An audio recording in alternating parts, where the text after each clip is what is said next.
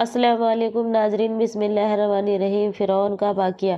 फ़िरौन की लाश कहाँ है? फ़िरौन का बादशाह बनने के पीछे भी एक कहानी है। कहा जाता है कि फ़िरौन अफ़सान शहर का एक गरीब इंसान था। उसे कोई लोगों से बहुत सारा कर्जा ले रखा था और कर्जा न चुकाना पड़े इसलिए अफ़सान से भागकर शाम चला गया। लेकिन शाम में उसके पास कोई रोज़गार नहीं था, तो रोज़गार की तलाश में मिस्र जा पहुंचा। मिस्र में उसने देखा कि तरबूज बहुत ही कम दाम में बिक रहे हैं। उसके दिमाग में ख्याल आया कि इस शहर में ले जाकर बेचे जाएं तो नफ़ा का सौदा होगा। वो चुनाचे गांव से बहुत सारे तरबूज लिए और चल दिया शहर तरबूज बेचने। लेकिन शहर पहुंचते पहुंचते रास्ते में कई सारी चुंगी भी आई और फिर उनको हर जगह चुंगी देनी पड़ी। इस तरह उसके पास शहर पहुंचते पहुंचते केवल एक तरबूज बचा, क्योंकि राह में ही बाकी तरबूज चुंगी में चले गए थे। अब फ़िरौन समझ चुका था कि इस मुल्क में कोई शाही इंतजाम नहीं है, साथ ही कोई भी चाहे सही अफसर बनकर माल वसूल कर सकता है।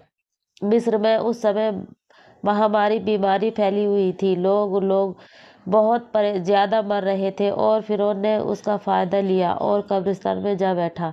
और जब कोई मुर्दा लेकर कब्रिस्तान में आते तो उनसे कहता, मैं शाही अफसर हूँ, मुर्दों पर 5 दरहम टैक्स लगा है तो मुझे 5 दरहम दो, फिर दफन करो। फ़िरौन ने इस तरीके से उसने कुछ ही समय में बहुत सारा माल इकट्ठा कर लिया। लेकिन एक दिन इत्तफाक से कोई बड़ा आदमी दफन करने के लिए लाया गया, तो फ़िरौन ने इस बड़े आदमी के बारे से भी पैसे की मांग की, लेकिन पैसे नहीं मिले। बल्कि फ़िरौन को गिरफ्तार करके बादशाह तक पहुंचा दिया गया और बादशाह को पूरा वाक़या बता दिया गया। तुम्हें कब्रिस्तान पर किसने मुकर्रर किया था? फ़िरौन ने जवाब में कहा, मुझे आप तक पहुंचना था, इसलिए मैं ये बहाना बनाया था।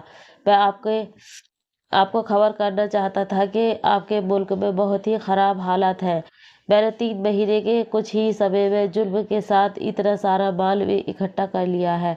आपको खबर है दूसरे हुक्म का क्या कुछ करते होंगे। ये कहकर सारा माल अपना बादशाह के आगे डाल दिया। फ़िरौन ने कहा, अगर आप इंतजाम मेरे हवाले कर दें तो मैं आपको मुल्क दुरुस्त कर दूंगा। बादशाह को ये बात उसकी बहुत ही पसंद आई। फ़िरौन बादशाह ने को एक छोटा सा ओहदा दे दिया।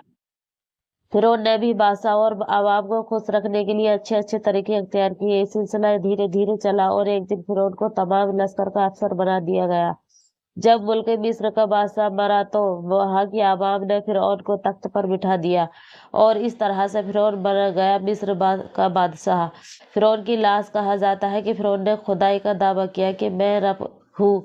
सबसे पहले उसके वजीर हम्मान ने फ़िरौन को खुदा माना और सजदा किया। फ़िरौन की लाश अभी भी इज़्ज़त के म्यूजियम में रखी हुई है। हज़रत मूसा अलैहिस्सलाम ने नबी थे। फ़िरौन के ज़माने में फ़िरौन के मरने के बाद भी उसकी लाश सड़ी नहीं और उसके शरीर का गोश्त बढ़ता है। फ़िरौन की लाश पर हर साल 14 मार्च को जंगली चूहे छोड़े जाते हैं और उसके सारा गोश्त चूहे नोच नोच कर खाते हैं। फ़िरौन ने जब खुदाई का दावा किया तो अल्लाह पाक ने फरमाया, मैं उसके जिस्म से जान निकाल लूंगा और उसकी लाश को क़यामत तक लोगों के लिए इबरत का निशान बना दूंगा।